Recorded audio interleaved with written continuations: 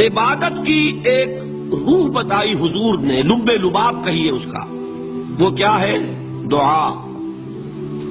الدعاء مخ العبادہ، الدعاء هو العبادہ۔ حضور کی یہ دو احادیث بہت سادہ، بہت مختصر۔ دعا ہی عبادت کا جوہر ہے۔ مخ کہتے ہیں ہڈی کے اندر جو گودا ہوتا ہے وہ مخ ہے۔ گودا جو ہے عبادت کا وہ کیا ہے؟ دعا۔ توحید فی الدعا کیا ہے؟ صرف اللہ کو پکارا جائے گا۔ اور شرک فی الدعا، جس کو بھی پکاریں گے آپ مدد کے لیے اس کو آپ نے معبود بنایا ہے، کسے باشد۔ یہ مسئلہ سمجھ لیجئے، لا تدعو مع اللہ احدا، اللہ کے ساتھ کسی کو مت پکارو۔ حضور نے فرمایا کہ جوتی کا تسمہ بھی مانگنا ہو تو اللہ سے مانگو۔ اللہ نے تو دروازہ کھولا ہوا ہے، جو چاہو مانگو، کسی اور سے مت مانگو۔ فرض کیجئے اس وقت کوئی ارواح یہاں موجود ہو، فرض کیجئے مجھے جس سے بحث ہے وہ یہ ہے کہ مجھے پکارنے کی اجازت نہیں ہے، ہوا کرے، کسی کی روح موجود ہو، ہوا کرے، مجھے میرے رب کی اجازت نہیں ہے کہ میں اسے پکاروں۔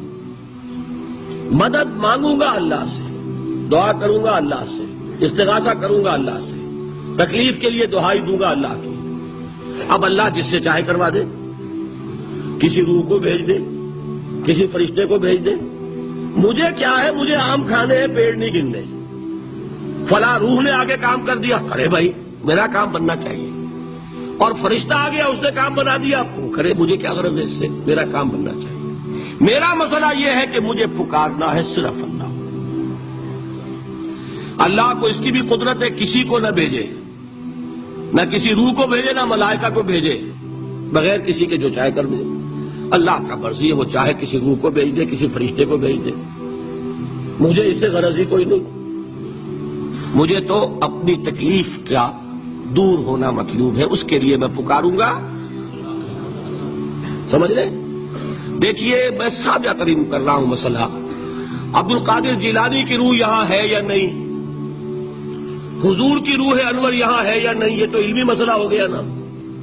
یہ فرشتے یہاں ہے کہ نہیں؟ کوئی اختلاف ہے؟ میں پکار سکتا ہوں اسے کہ بھائی ذرا میرا کام کر دینا ہے؟ یہ کروں گا تو شرک۔ موجود ہے کرامن کاتبین ہے کہ نہیں؟ موجود ہونا نہ ہونا یہ مسئلہ علمی۔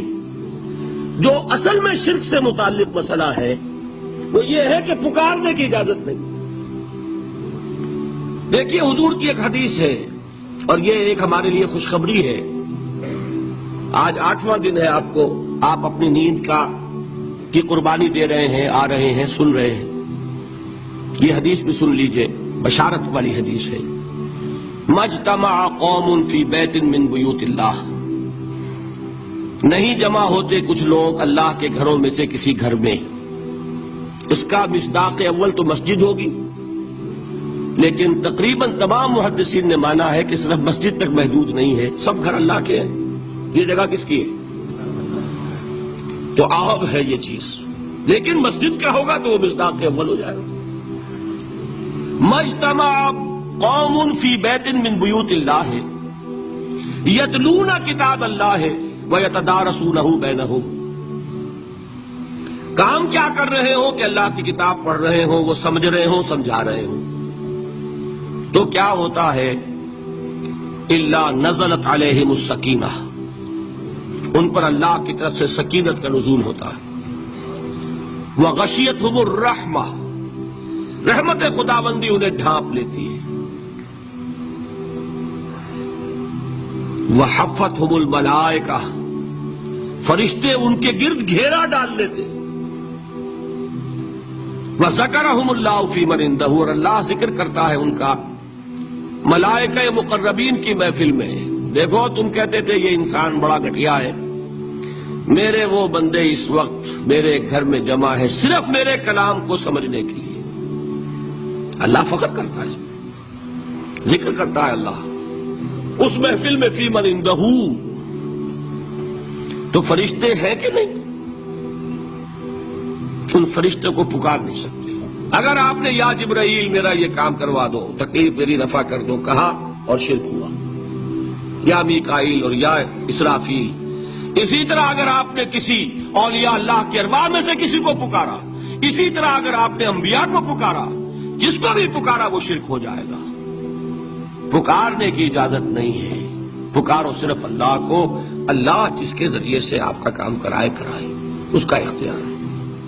ندا لغیر اللہ، اللہ کے سوا کسی اور سے دعا، کسی اور سے استغاثہ، استدعاء، استمداد، یہ استعانت، یہ ہے اصل میں شرک۔